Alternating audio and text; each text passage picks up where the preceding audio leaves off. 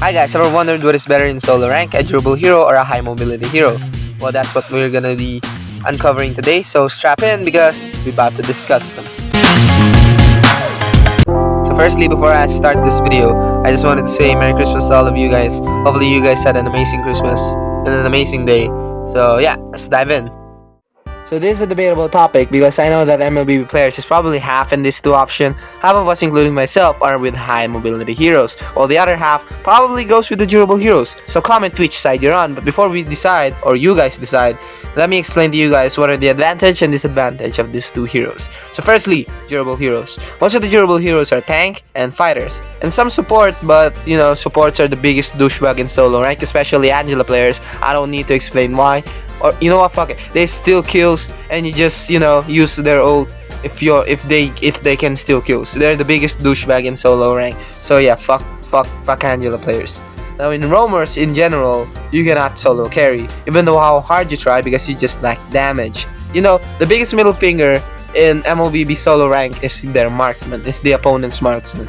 That's the biggest middle finger, because you can even sometimes in high mobility heroes, it's hard to destroy marksman because this slippery motherfuckers, you know, if you miss the combo, they would just destroy your ass with Wind of Nature and Inspire and then melt your ass. But with this guys, with high durable heroes, they can't be easily melted or they can be easily killed because again they have the durability and it gives you time to react and get the fuck out of that situation. But anyways, you still play an important role. You're like Croco,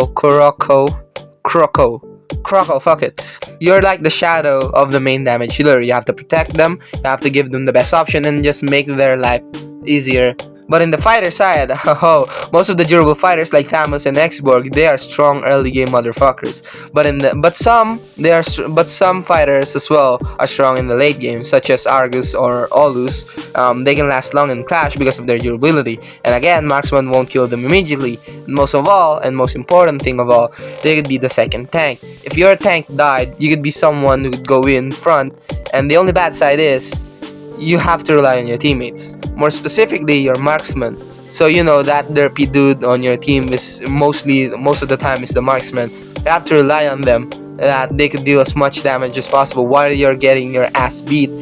So yeah, the thing you could do is hope that your marksman snap back to reality and comprehend what the fuck is happening, and deal as much damage. Or if they don't deal as much damage, you know, you get your ass beat and you lose a star. It's gonna be a sad day for you. Or another thing you can do is the tank. The tank could also be the main thing who could help you, because with one set they could turn the tide with one perfect set and capture all 5 of them, which is damn near impossible, but still it could happen.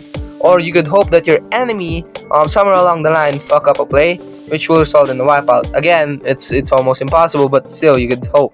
In the jungle role, you have a Balmond, Alucard, perhaps Aldous as well. They would be strong in the early game, but marksman would just own them in the late game. Same goes for Aldous, especially Aldous actually, because Aldous lack crowd control. So you know, marksman would just use Wind of Nature and Inspire and blast his ass. And especially when they have someone to bail them out, such as Estes, Diggy, Angela, those assholes. Yeah, they could bail them out, and yeah, you would have a hard time with them as well. Now, moving on into the high mobility heroes. These guys can be marksmen, fighters, assassins, and mages. But for this topic, we'll only be using assassins and fighters, because tanks and fighters are the only one we use in the durable heroes. But firstly, assassins that have high mobility, such as Gusion, Fanny, Lancelot, and many more that I've missed. But basically, in the jungle role, you could go camp and strike priorities such as marksmen and mages. Even with win chance or Wind of Nature, they could play this mind game bullshit and just bait them into using their Wind of Nature, or as Bitoski likes to call it, masturbator. That sounded so fucking wrong, but here we go. It's also easier, well, easy is not the word, but it's more possible to try and steal the Lord and Turtle in the 1 vs 5 situation, because you could just run circles around this fool. And especially now that they're building them with tank build as well. Moving on the XP lane, they have Chu, Paquito, and Benedetta, which can also rotate faster in the early game, so they have more option. And they also have the option to ignore their counterpart. Could you imagine being ignored in the rank game? You're being ignored by your girlfriend and you're being ignored by your counterpart in Mobile Legends. Like, how much of a loser can you be?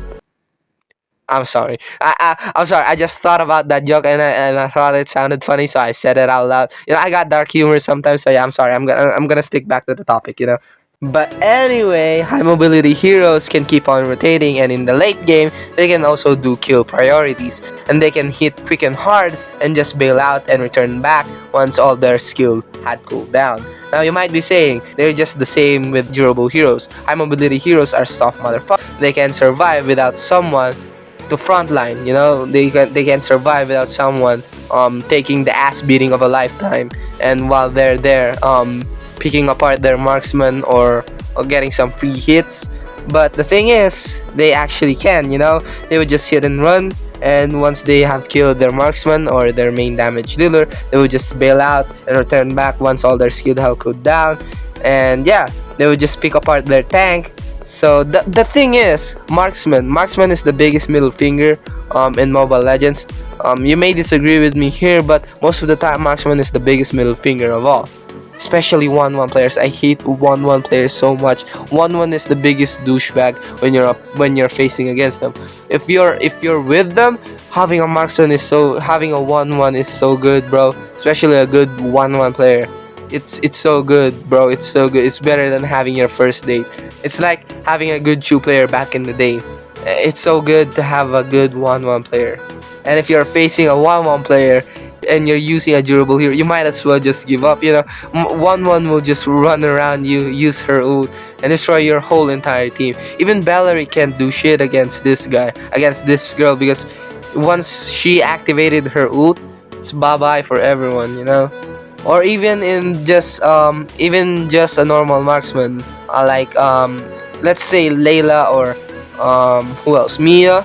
These guys, you can't exchange blows when you're using high durable hero with marksman, because they have wind of nature that lasted for about 2 seconds. If you deal physical damage, you're just screwed. If you deal true damage, such as Stamus, maybe, perhaps, but you have the risk of someone bailing them out, like their Tigreal pushing you away, or Diggy using his ult, or Estes just healing a marksman. Everything could go wrong when you're using a durable hero and you're trying to destroy their marksman.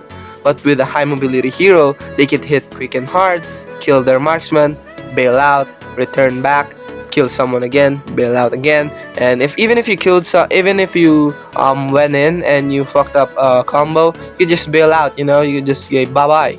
You could just go out of there. But when you're using a durable hero, your slow ass can't just say bye bye. You're grabbed by the throat, and marksman will use inspire, and then your ass will be destroyed, and then you're gonna be sad, and then you guys probably will get a wipeout. You guys will probably all die, and a wipeout is inevitable. Once you die and you're the only one carrying the game, you're probably gonna lose that game. So yeah, if you wanna get some stars, you probably high mobility heroes is the best option you've got if you're playing solo rank. But if you have friends like me, well, I don't actually have friends, but if you have friends and they actually play Mobile Legends and they are actually reliable, go team up with them, and it balances out. You could go ask some friends out and help you try to win some ranks. As a 5-man, go a 5-man team. Do a 5-man team, and most of the time you probably win, because most of those guys are dependable. Or even if they're not dependable, you have communication. You can tell them what to do, and they would probably listen if they listen to you. But if they don't respect you, you might as well just go solo, man. But yeah, if they actually listen to you, you're probably gonna have a good time. Because the thing is, communication is the biggest thing in Mobile Legends, but in solo rank, communication is rarely used, because the chat box is only used to trash talk your opponents or your allies sometimes. I've been trash talked so many times rather than getting advice in my whole entire career of playing this game. So damn, this game is so toxic, but toxicity is not our topic. So yeah, the best thing if you're using a if you want to rank up solo, the best option you have is playing a high mobility hero. or just pick one. You know, picking one is the better option. So yeah, if you think high durable hero is better for solo rank, be my guest. Try to show me evidence that high durable hero is better than high mobility heroes. And yeah, try it. Comment why do you think high durable heroes, if you think high durable heroes are better than high mobility heroes in solo rank. Again, that's it for me, guys. That's all for me. Have a Merry Christmas or have a Happy New Year, whatever, whenever you're watching this in the future, in 2024 and 2025. Have an amazing year, and yeah, I'll see you all next time.